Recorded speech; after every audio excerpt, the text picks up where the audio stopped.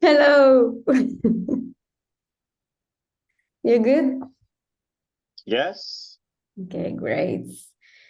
So let's go. I will do that way. So I will introduce you quickly. So this is Sumit Dhoopar. It's a friend of mine that I met in May last year in Davos during the World Economic Forum.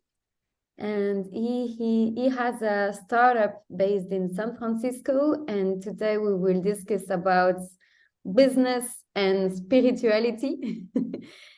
So I will be asking a few questions to Sumit. Before that, perhaps Sumit, you can introduce yourself quickly. Okay. Hi.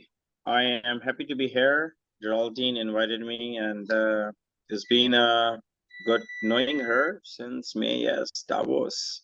And I met you in Paris in September. November. November. It was cold. All right. So I'm Sumit. I'm based out of San Francisco.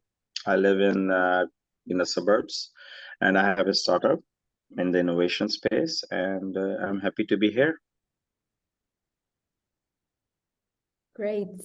And so actually you were the one when we met in Davos.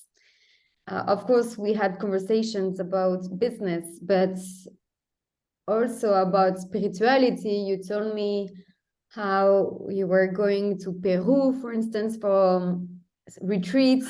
And I would like to have your vision about spirituality. How do you see it, and how did you get into it, and how it is adding something in your life, and how you balance it as well with your business? Okay, sure. It's a very interesting part of the life.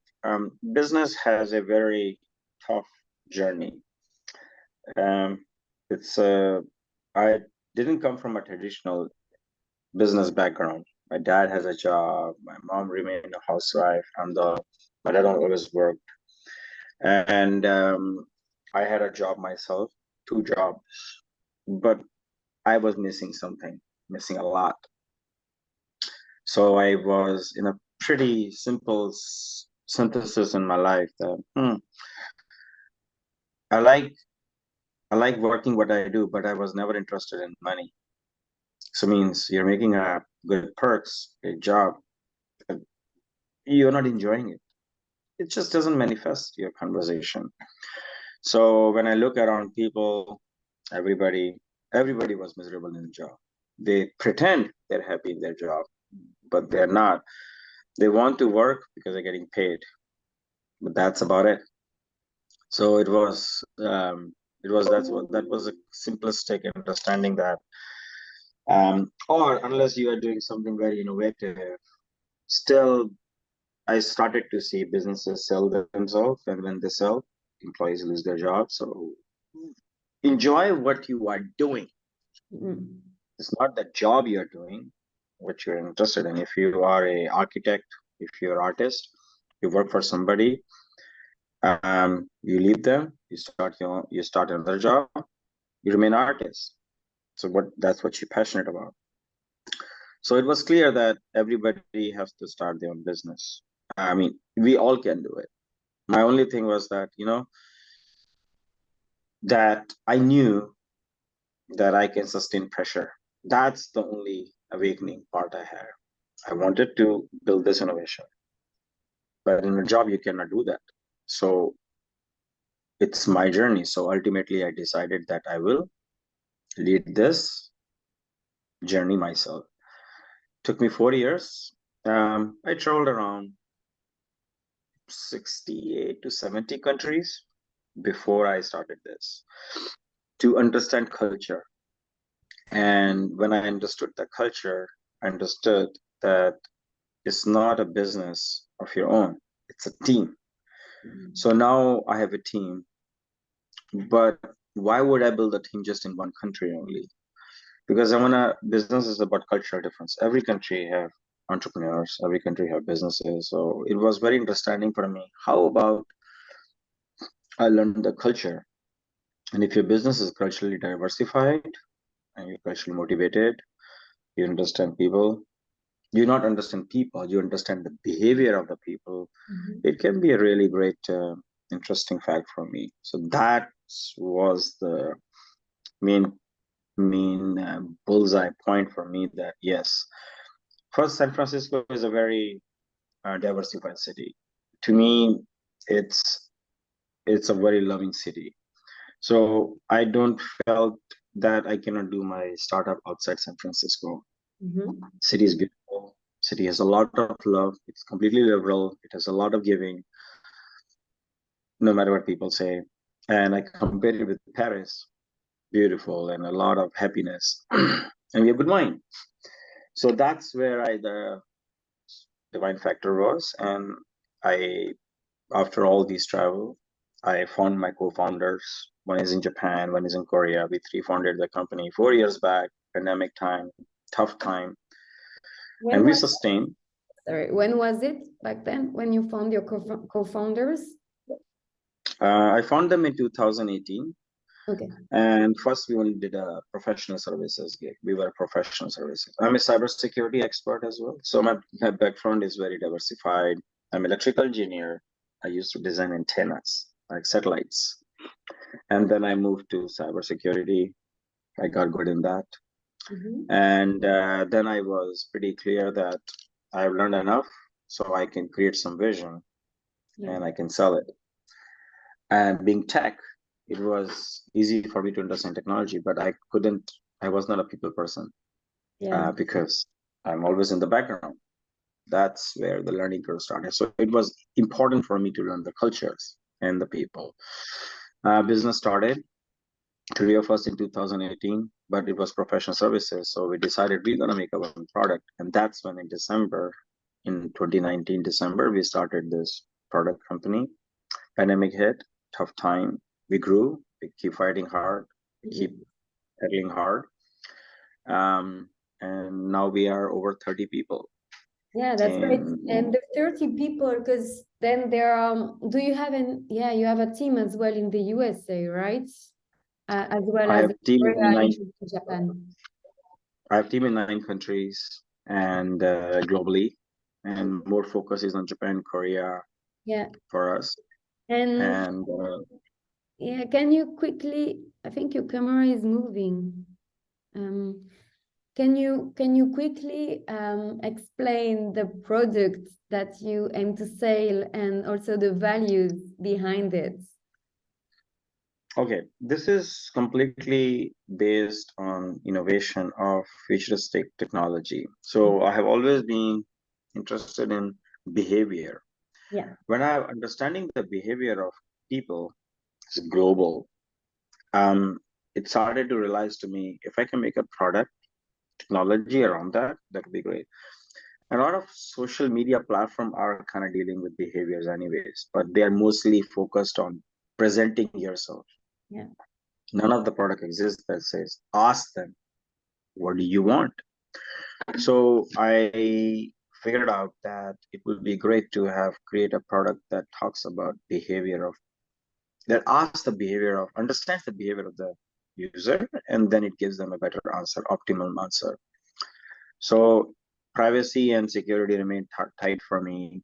I wanted to give the power in the hands of consumer and the user, and that's why I'm mostly focused on robotics, artificial intelligence. Yeah.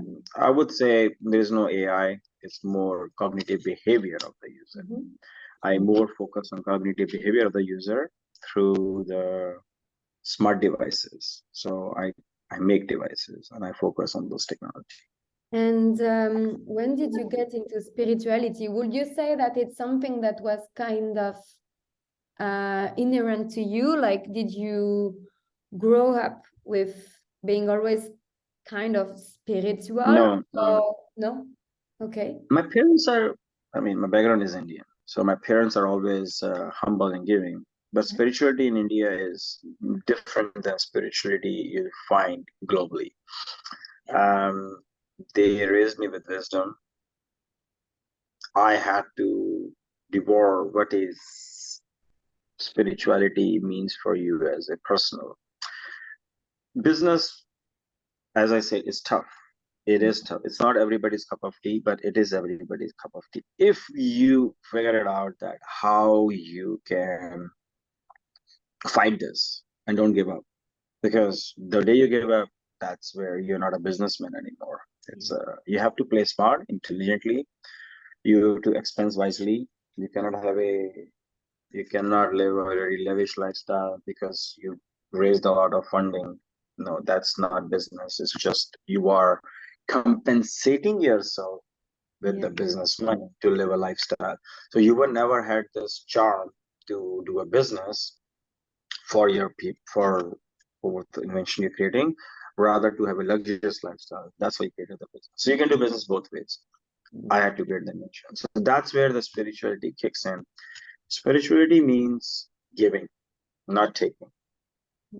Okay, it's giving. It's both sides. You have to give, and always it's a two-way street in business.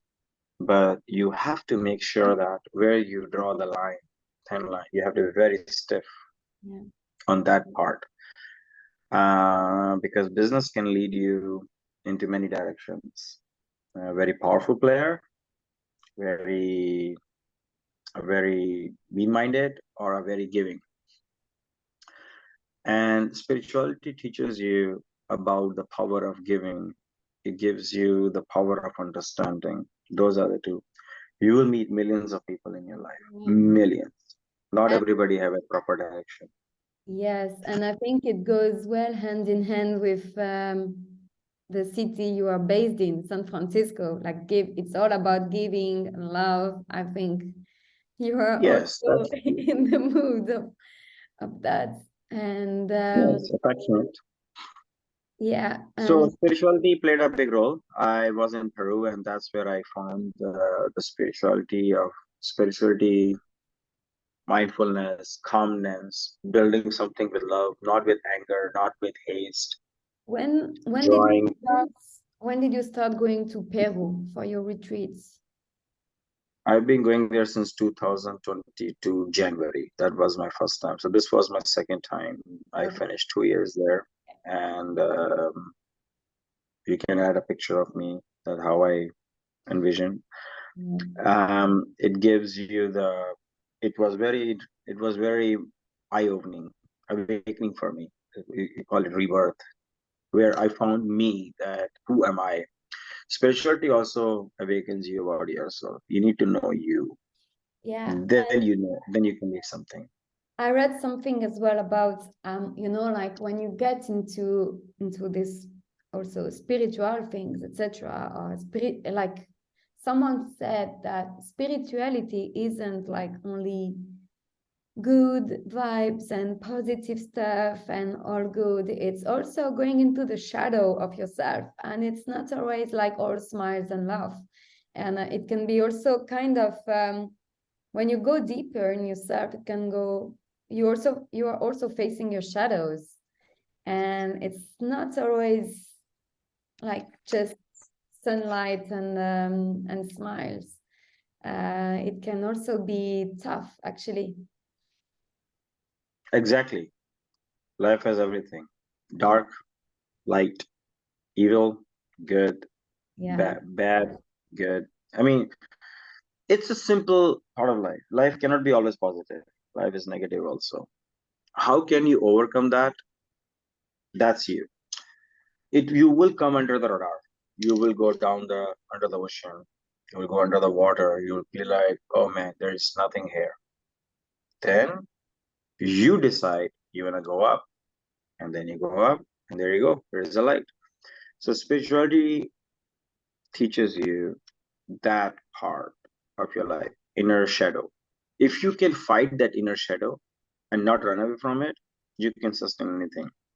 Again, in your life, you meet millions of people, and they come and go.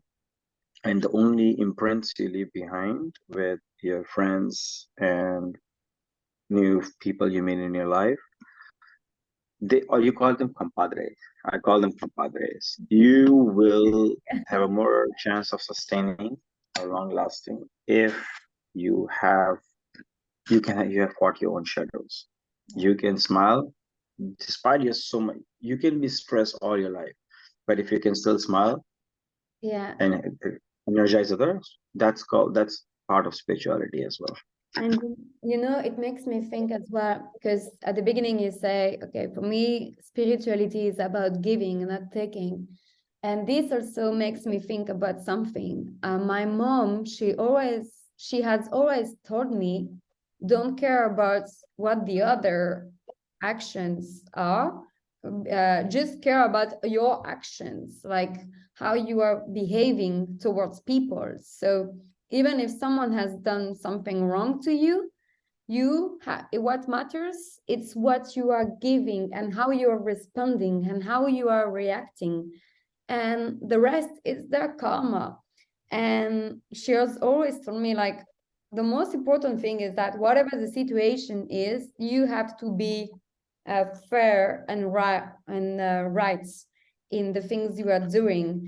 But it was always like from me to the others, like it was always in this sense, like what really matters in life. And I really believe that also what matters in the end is the impact you can have on others people's lives, and with your yeah, can be with your actions, with your words, with anything basically. And we have such power, and I think it's beautiful to use it in a uplifting manner. I can't agree more. Your mother gave you very good wisdom. So you're raised by a very loving and good mother who is very tasked and careful of Geraldine. That yep, I have to teach my daughter the right answers. That's the part you play in the world. You Yeah. cannot just abuse. Take care of. You have to take care of yourself and others. Just make sure that you don't hurt, because that's not you, And and but you can live a happy life. the tricky thing, and I think about hurting people, is that I think there are two ways of hurting. Some it's either intentionally or either unintentionally. And I think in life, whatever our actions are, we will always deceive some people. I think it's part of it. And sometimes you can end up hurting people, but unintentionally. So I think it's sometimes tricky as well, because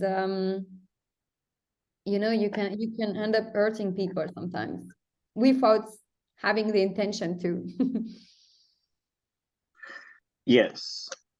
Um, it's a simple story. Elon Musk has been rated one of the most famous person. When he had PayPal, he was backstabbed. Simple story. He was backstabbed. He didn't care. He moved on, and look where he is. It's your journey. You have to define your journey yourself. And spirituality teaches you, always take a look back at yourself. Is it going to benefit you retaliating, fighting against, cussing at others? It doesn't make any sense to you. Just lead your journey. And if you feel exhausted, I mean, rather fighting with somebody, just enjoy a movie, watch a show, relax, meditate, and come out and do your thing. Lead your Yes. journey. You don't have to And compare yourself with anybody else. yeah, that's still our work. I need to really implement, because I get so easily overwhelmed by what other people think of me or what they do to me. And then it really frees me sometimes. And because I care too much, I give too much importance to what the outside world basically, and how they behave towards me. And then I need to take my energy back and my power back. But this is such a huge work I need to do, because I'm too sensitive sometimes to the external world. It's good to be it's good to be sensitive. sensitive will draw some good people towards you also. If you're completely insensitive, it will be a withdrawal from many people. They will not want to talk to you. So it's a perfect trait. Okay, if you're not sensitive at all, people will withdraw. They Good people will run away because they will not see the connection. And if you are sensitive, parasites or people who have no good vested interest in you, they just care for their business, will abuse you. So that's where you have to understand. And it's a fair trade, it's a time consuming process, it's a life experience. The only answer is when you lead that, deal it with carefulness. And if you keep sensitive, and you within a couple of days, you will know the guy is what this guy is, or this person wishes are, or his intentions are, and then you continue with them. And the other person who is abusing you and being too sensitive, just walk away. But don't take too much time, which the experiences you have seen. It's very fast to make the decision. You have to, otherwise you can waste your time. Yeah. And I want to know as well, how did you see the effects of going to your retreats in Peru? Like, have you noticed any effects in your life or in your behavior or in your health and in your business as well? How does it impact your life? It has impacted me to know myself. Okay. So that's the answer. If I know myself, I fought my shadows, I fought myself of my behavior, of myself, that if I lead this, how should I lead this? Passionately, compassionately, with revenge, with attitude. It's me. So in life, in business, they all are connected. If you know this piece of yourself, that how would you will lead? Business needs teamwork, ethics, leadership, principles, speed, agility, everything is there. So spirituality, and you have to understand your inner self. And the only definition of spirituality in my way is understand yourself, and taking the nature, universe, power, understanding it and leading it properly. You don't have to make that decision right away. It takes time, and understand the situation and act properly. Obviously, you have done a lot of spiritual journey sessions, so it will understand you how you should lead those tasks. Yeah, well, that's a beautiful message. Do you have anything to add or anything you would like to share as well? I only would say that one, believe in yourself. Two, don't compromise yourself over someone else's desire or their journey. Three, it's a tough answer, tough part. You are on your own. You don't need anybody to impress. Yeah. You have to lead yourself, and you don't have to. If you're alone, you will say, oh, you're alone. No, actually, you are strong alone. And if you're happy alone, there's no one you need to impress. You don't need anybody to make you feel happy. You will be the most strong person in your life. Yeah. Thank you, Sumit. I will. Thank you.